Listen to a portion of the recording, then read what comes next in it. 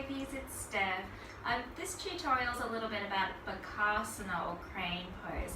Now if you're fairly new to arm balances, crane was definitely one for me that I absolutely had to master. Not saying that there is a perfect pose or anything, but it was one of the first arm balances I tried that I truly felt like a great yogi. So here we go, we'll go through some of the steps. Crane pose is a balance on the hands. So I'll just quickly show you the full version of the pose. It comes down to pressing the hands into the mat, shoulder distance apart, taking a bend to the knees and allowing the knees to come up onto the triceps. We lean the chest forward, little bend to the elbows, and lean ahead. So the weight of the hands is pressing down all 10 fingertips and the palm of the hand. Lean the chest forward, taking one foot up at a time to bring the big toes together, leaning ahead. Now when you come into more of the advanced stages of the pose, you can straighten the arms, tuck the toes up a little more, chest forward, and deep rounding, lifting up. Bringing the toes back to your mat. In essence, that is your crane pose. Hello, Monty. Mwah. He loves to be a part of all these videos. It's very helpful little yogi. We have 2 blocks here to help us with the foundations. So when you're learning, sometimes you feel a bit scared about making that way forward and you're worried you're going to crash into the mat. Totally understandable. We use blocks to help us get into the pose without too much strain and helps you just to get over that fear factor. So bringing the feet on top of a block.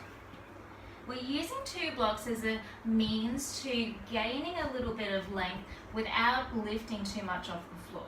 So we place our hands down to the mat, shoulder distance apart. Use the block as a bit of a lever. It'll help you to get the knees on the triceps.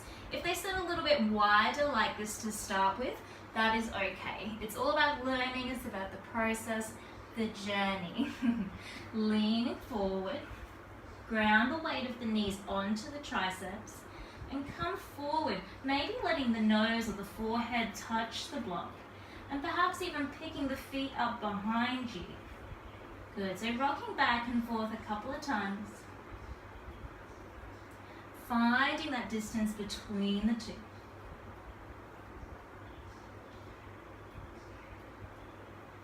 We've done that a few times, coming off of your props, taking a little rest in a child pose, letting the forehead come down.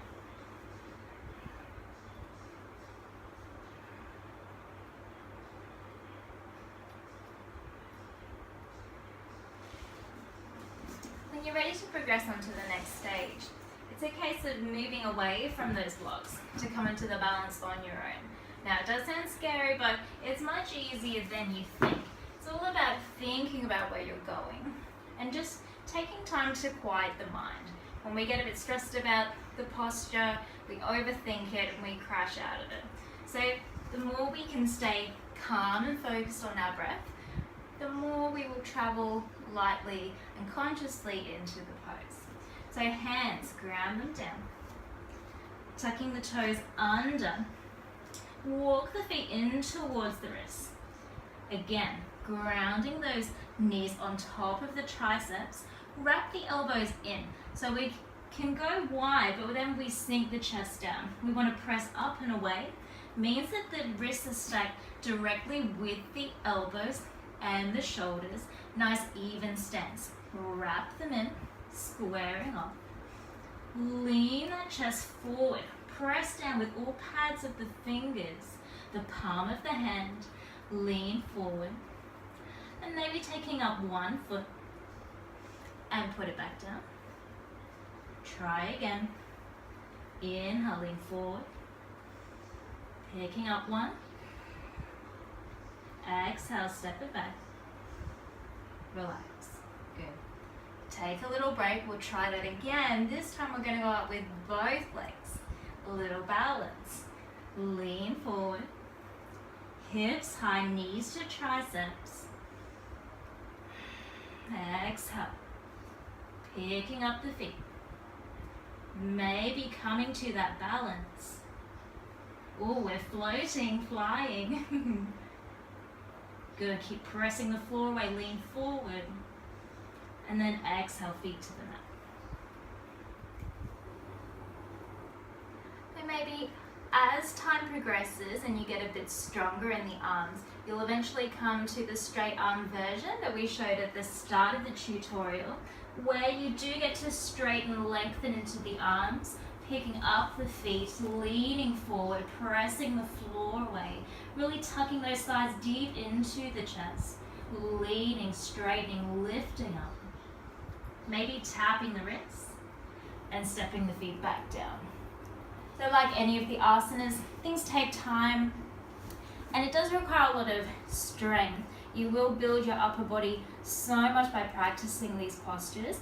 You'll notice that your triceps might get a bit bruised and sore from practicing them for the first few times. Just trust me, I used to get them all the time and it used to worry me, but it all helped in the end. I ended up getting a lot more strength and my upper body was so much better for it. So I hope that was helpful to you.